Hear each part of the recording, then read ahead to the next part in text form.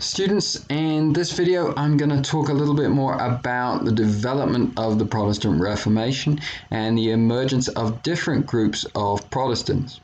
And what Martin Luther had done was to successfully rebelled against the authority of the Pope and to establish a group of people who would follow him. And so he's rejected the Pope's authority and he's rejected some of the theology of the Church. But these other Protestants are going to go a little further in rejecting more aspects of Catholic theology and arguing for greater independence. And we see both of the leaders that I'm going to talk about today in Switzerland. The first is Ulrich Zwingli.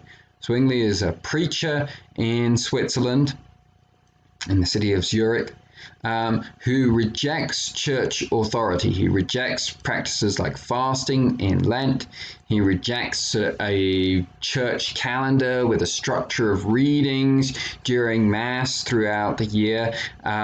These were aspects that Luther wanted to maintain, or at least initially wanted to maintain. But Zwingli doesn't, and Zwingli is able to persuade the government of Zurich, again, government power, secular power, absolutely vital to the success of the Protestant Reformation. Zwingli is able to persuade the government of Zurich to outlaw Catholicism, and he even leads armies to attack other regions of Switzerland that want to remain Catholic. And in the fighting, he is killed, and these regions of Switzerland remain Catholic, but he has established Protestantism, at least in a part of Switzerland. And we see the importance of Zwingli when we turn to the other figure that I'm talking about in this video. That's the figure of John Calvin. Calvin was educated in France, and we see in Calvin a real desire for certainty. And eventually he begins to adopt more Protestant or more Lutheran theological positions, and he has to flee France, where Protestantism is illegal, and flee to Geneva. And so again, he flees to Switzerland, he establishes himself as the leader of the church in Switzerland, and it's here that he's able to develop and implement his ideas about how Christianity should be practiced. So what are those ideas, and how does Calvin build on and in some ways extend Luther's theology? Calvin begins from the same premise as Luther, that human beings, or the nature of human beings, is radically depraved and is evil. And he says that we can know about God through the Bible, through reading the Bible, and through ourselves, but not through the natural world. So this is kind of similar to Luther. Maybe it's a little more strict, but it's pretty similar. It's this rejection of human reason and human experience as a way to come to know God, or to come to know what God wants, or how to practice Christianity. And because Calvin is rejecting human experiences, he rejects all of the Catholic sacraments and a lot of what we might call Catholic sacramental practices. So Luther had wanted to keep some things like baptism and some Catholic rituals like that. For Calvin, all of these are just signs. It's not as though you have God's grace working through these rituals that are ordained and established by the church. Instead, you just have, they're just symbols of the interior faith of the individual Christian. And any sort of sense of decorating your churches to make them look beautiful, or using relics, or going on pilgrimages as a way to increase your faith in Christianity, these things are all very dangerous for Calvin, because they are appeals to the natural world which is fallen. And so Calvin rejects all of these things. Calvin, the way in which Calvin goes beyond Luther, although you can see already that he's moving beyond Luther, but the way Calvin goes beyond Luther is through his teaching on double predestination.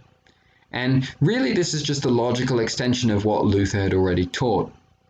Luther had taught that there's nothing that human beings can do in order to be saved. Because they are fallen and because they are evil, they have to rely only on God's grace. And so Calvin says, well, if that's true, and Calvin believes that it is true, then it must be the case that some that God must know from the beginning of time that some of the human beings that he creates will go to heaven and some of them will go to hell, and that God creates some human beings in the full knowledge and in a sense creates them to go to hell. And so this is very controversial, that there is, because there's nothing that human beings can do, God must have chosen, even though God is good, God has chosen that some human beings will go to hell, and they have no say in the matter. There's nothing that they can do to change that.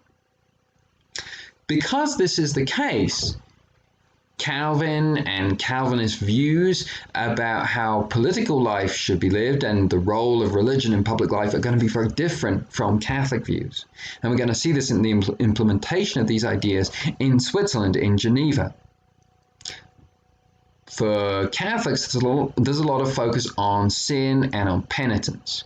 Those who have sinned must repent in order that they can be saved, and sometimes they do, in medieval times, they do very public penances.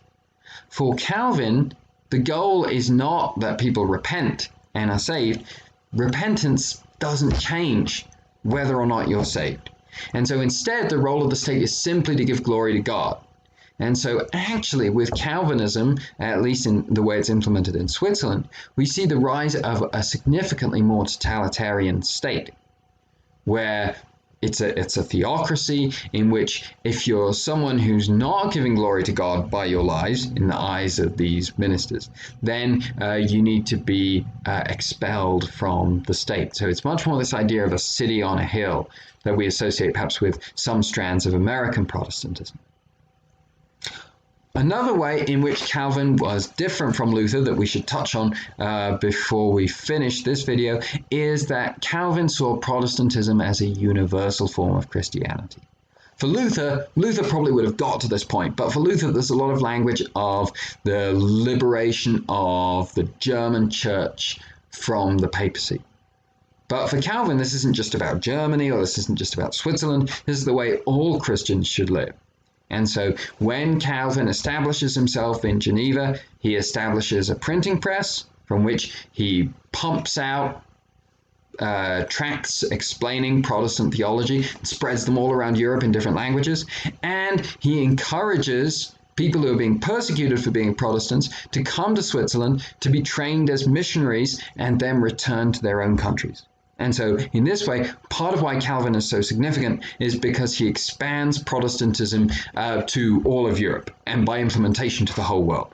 And so Protestantism isn't just going to be something that's a German phenomenon in the church, but it's going to be a split in Christian identity that we find throughout Western civilization.